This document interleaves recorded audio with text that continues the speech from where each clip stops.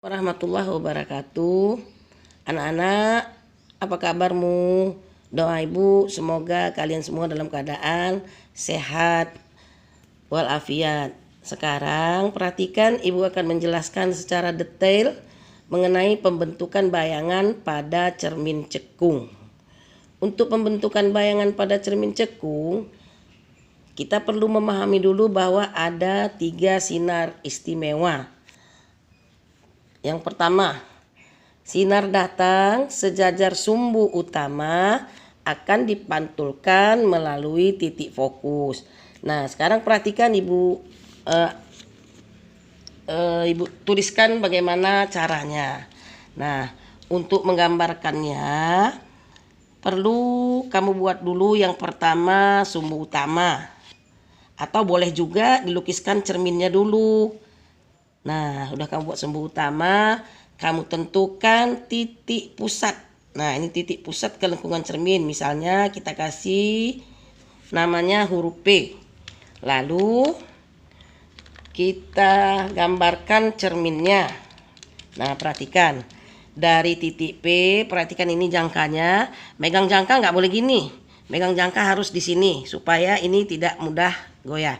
Jadi kita letakkan jarum jangka kita di titik P.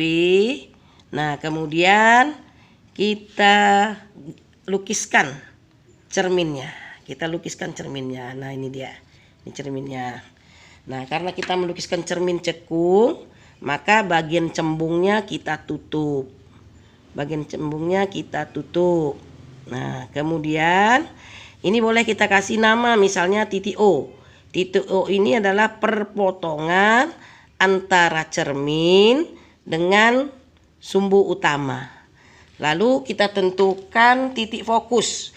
Perhatikan melukiskan titik fokus. Titik fokus itu adalah setengah dari jarak PO. Setengah jarak PO. Bagaimana caranya? Kita ambil dari titik O, kita goreskan di atas sumbu utama, kemudian di bawah sumbu utama. Kemudian dari titik P, nah dari titik P kita goreskan di atas sumbu utama, di bawah sumbu utama. Sehingga terdapatlah di sini ada perpotongan, di sini ada perpotongan. Maka kita tarik garis dari titik perpotongan yang tadi yang di atas dengan garis perpotongan di bawah, kita tarik tegak lurus terhadap sumbu utama, maka dia akan memotong sumbu utama. Nah, di sini.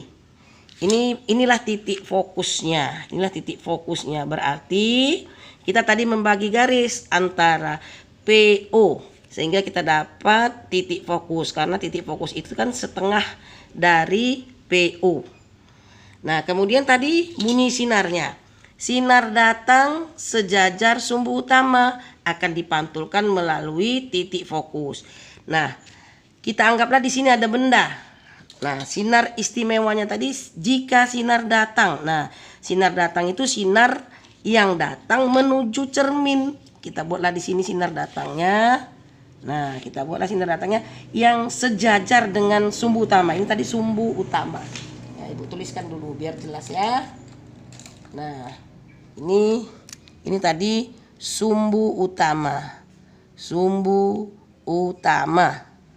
Nah, jadi kalau ada sinar datang, berarti ada sinar yang menuju ke cermin. Kita tarik. Nah, kita tarik ini sinar datang sehingga memotong cermin. Kita tandai dengan tanda panah. Nah, tanda panahnya arahnya ke cermin, berarti itu sinar datang. Nah, perpotongan antara sinar datang dengan cermin itu kita jadikan, disitulah nanti dimulai pemantulan oleh cermin itu. Nah, jadi kita tariklah garis dari perpotongan sinar datang dengan cermin, kita tarik garis dan dia nanti akan memotong titik fokus. Nah, dilewatinya titik fokus. Inilah sinar pantulnya. Jadi yang ini sinar datang, ini sinar pantul. Nanti kalau di buku boleh kau taruh, kalau masih lupa kau taruh di sini sinar datang, sinar pantul, biar nggak lupa. Nah, jadi di video yang lalu sudah disebutkan bahwa ini adalah ruang 1, Yang ini ruang 2, yang ini ruang 3. Yang di belakang cermin ruang 4. Nah, itu sinar istimewa yang pertama. Kemudian sinar istimewa yang kedua. Perhatikan ini. Sinar datang melalui titik fokus akan dipantulkan sejajar sumbu utama. Jadi kebalikan dari ini kita buat. Seperti tadi, kita buat dulu di sini sumbu utama, lalu kita tentukan titik pusat. Nah, ini kita beri nama P. Kalau kamu mau beri nama yang lain juga boleh. Kemudian seperti tadi kita lukiskan cerminnya. Nah, seperti ini. Baru supaya jelas bahwa ini adalah cermin cekung, bagian cembungnya kita tutup. Berarti seperti yang Ibu katakan tadi bahwa cermin yang memantulkan cahaya itu yang sebelah cekungnya, maka disebut dengan cermin cekung. Baru kita kasih titik potongnya, ini O, kita kasih nama, boleh kita kasih nama. Kemudian kita bagi 2, garis PO untuk menentukan fokus. Caranya sama seperti tadi. Dari titik O kita coret di atas sumbu utama, dari titik di bawah sumbu utama juga kita coret garis bantu. Nah, nanti ini akan kita hapus. Nah, ini hanya garis bantu. Nanti setelah selesai kita gambarkan, ini kita hapus. Baru kita dapat lagi titik fokus seperti tadi. Ini titik fokus. Nah, ini titik fokus. Nah, jadi ini kita hapus lagi. Ini tadi kan sebagai garis bantu aja ini. Jadi kita hapus lagi. Itu juga yang atas ini kita hapus lagi.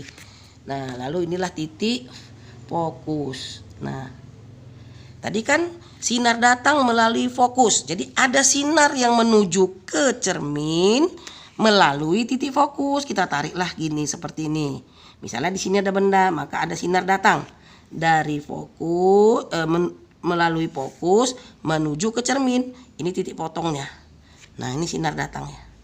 Kita kasih tanda panah menuju ke cermin. Maka sinar pantulnya sejajar dengan sumbu utama. Kita tariklah perpotongan sinar datang dengan cermin tadi, kita tarik garis sejajar sumbu utama. Nah, jadi berarti inilah dia.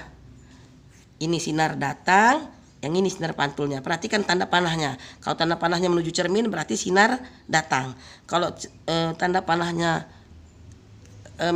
menjauhi cermin berarti itu sinar pantul. Itu yang kedua. Yang ketiga, sinar datang melalui kelengkungan cermin. Ya, tadi ini kelengkungan cermin titik P. Coba kita buat gambarnya. Nah, jadi sekarang kita gambar sumbu utama sama seperti tadi. Tentukan titik pusat kelengkungan cermin.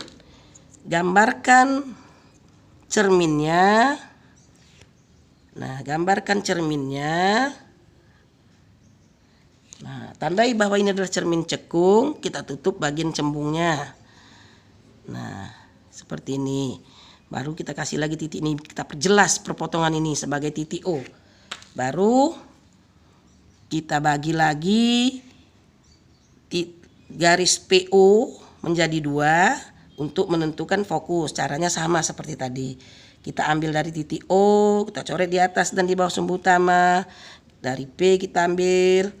Nah, lalu kita tarik garis dari titik potong ini dengan titik potong ini, kita tarik garis seperti ini sampai dia memotong di. Ini garisnya nggak usah kita tulis karena dia hanya sebagai garis bantu. Inilah dia titik fokus. Jadi titik fokus itu bukan sembarang ditaruh.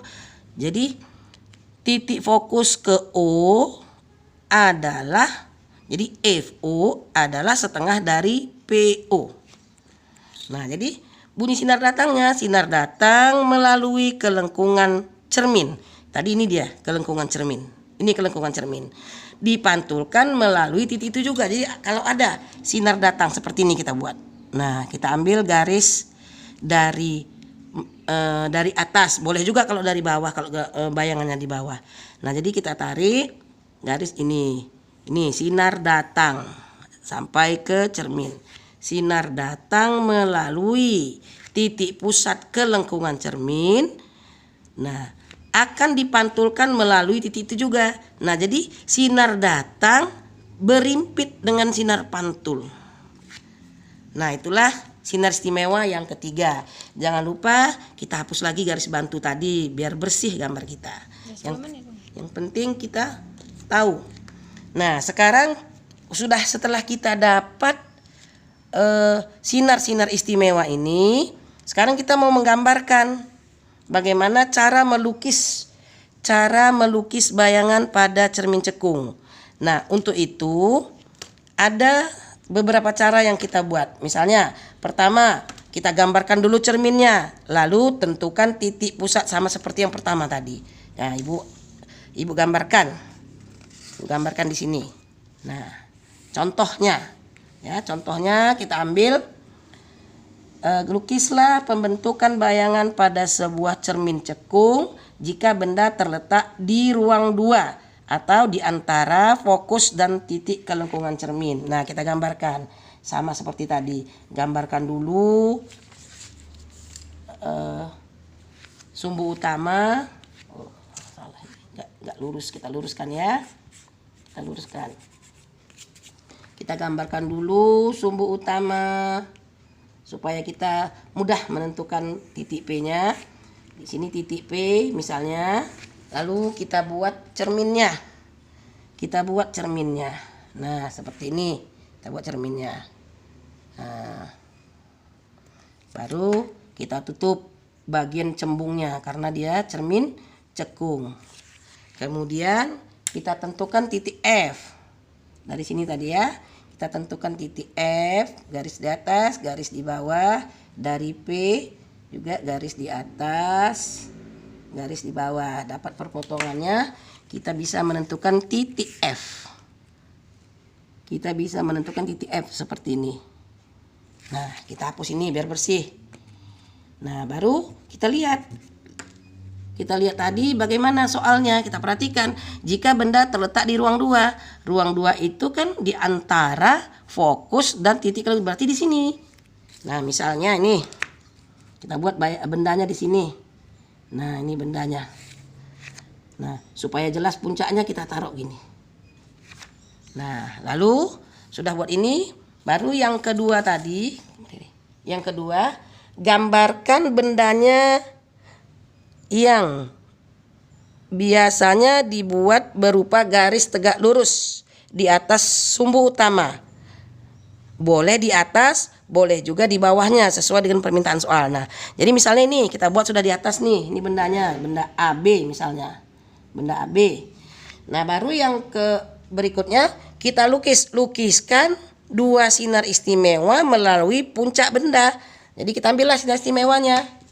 Nah, tadi kita ambil sinar istimewa yang pertama misalnya. Sinar datang. Nah, perhatikan. Misalnya nih, sinar datang sejajar sumbu utama. Kita kasih nih, ini sinar datang. Dipantulkan melalui titik fokus. Nah, inilah sinar pantulnya. Baru yang kedua, kita ambil sinar istimewa yang kedua misalnya. Seperti ini. Sinar datang. Nah, sinar datang itu selalu dimulai dari puncak benda atau selalu melewati puncak benda. Sinar datang melalui titik fokus. Nah, berarti dia memotong titik fokus. Ini sinar datang yang kedua. Akan dipantulkan sejajar dengan sumbu utama. Lihat. Nah, di sini. Akan dipantulkan sejajar dengan sumbu utama. Nah, lihat ya, ini harus pas. Kenapa ini Ibu jelaskan harus pas? Karena ada yang sudah kumpul sama Ibu yang buatkan seperti ini. Dibuatnya sinar datangnya begini, tapi sinar pantulnya dari sini. Nah, ini harus berpotongan di sini. Nah, sekarang dapat perpotongan. Nah, kita ulangi supaya jangan kotor ini. Kebetulan pula perpotongan di sini. Misalnya di sini tadi ini sinar pantul ya. Ini sinar pantul yang pertama, ini sinar pantul yang kedua. Nah, dapat perpotongan sinar pantul. Nih, ini perpotongan sinar pantul. Nah, sudah kita dapat perpotongan sinar pantul. Baru, nah ini, carilah perpotongan sinar pantul. Ini perpotongan sinar pantul. Perpotongan sinar pantul inilah sebagai puncak benda. Nah, berarti kalau tadi puncak bendanya, puncak bayangan. Nah, ini tadi puncak benda, berarti ini puncak bayangan. Kita katakanlah ini B berarti. B aksen. Salah ini. Udah banyak. Baru kita tarik garis dari puncak benda ke sumbu utama, garis tegak lurus. Nah, maka inilah bayangannya. B aksen berarti ini A-nya, A aksen. Maka kalau kita tuliskan ini, sekarang kita dapatlah sifat bayangan. Sifat bayangan. Nah, kita lihat yang pertama. Ini tadi benda, ini bayangan. Yang jelas nampak adalah bendanya lebih besar. Ya, bendanya lebih besar. Lebih besar. Atau boleh kita katakan diperbesar. Diperbesar. Yang kedua kita lihat bendanya puncaknya di atas. Sekarang bayangannya puncaknya di bawah. Berarti bendanya terbalik. Nah, yang ketiga kita lihat bayangan ini terletak di depan cermin. Berarti benda ini nampak apabila ditangkap oleh layar. Maka berarti bendanya sejati. Sejati. Nah, begitulah cara pembentukan bayangan pada cermin cekung. Nah, dengan melihat yang detail sudah Ibu jelaskan ini, kemudian perhatikan cara di video yang lalu dan perhatikan juga di buku paket kamu.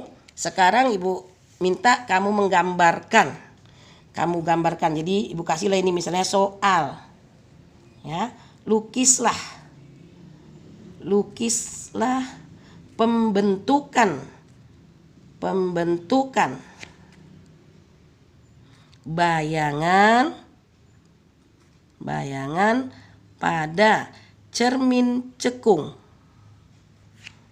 jika benda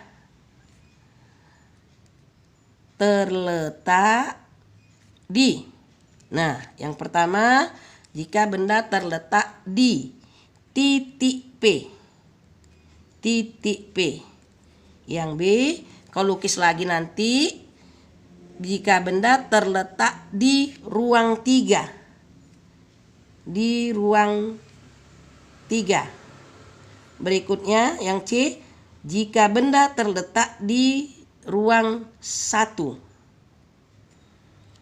Nah, kemudian yang D, jika benda terletak di titik fokus. Di titik fokus.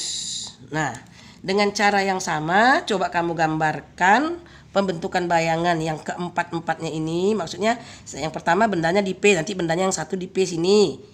Kemudian yang kedua bendanya di ruang 3 di sini. Boleh di mana pun lah, pokoknya di ruang 3. Lalu jika bendanya di ruang 1 di sini. Nah, jika bendanya di F. Dan kamu sebutkan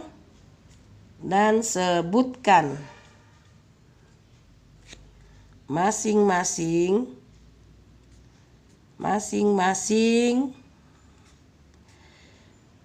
sifat bayangan yang terbentuk. Nah, kamu buatlah ini di buku catatanmu dulu. Setelah kamu catat dari awal tadi, dari ini sinar-sinar istimewa pada cermin cekung, kemudian cara melukis bayangan pada cermin cekung, kamu catat dulu ini semua di buku catatan. Baru sebagai contoh soal ini, nah yang 4 ini menjadi soal untuk kamu buat di buku. Buat aja dulu di buku catatan, gambarnya pakai pensil. Supaya kalau silap ada kesalahan bisa kamu hapus. Nah, jadi inilah soal yang harus kamu buat. Nah, selamat mengerjakan. Semoga kalian tetap bahagia. Assalamualaikum warahmatullahi wabarakatuh.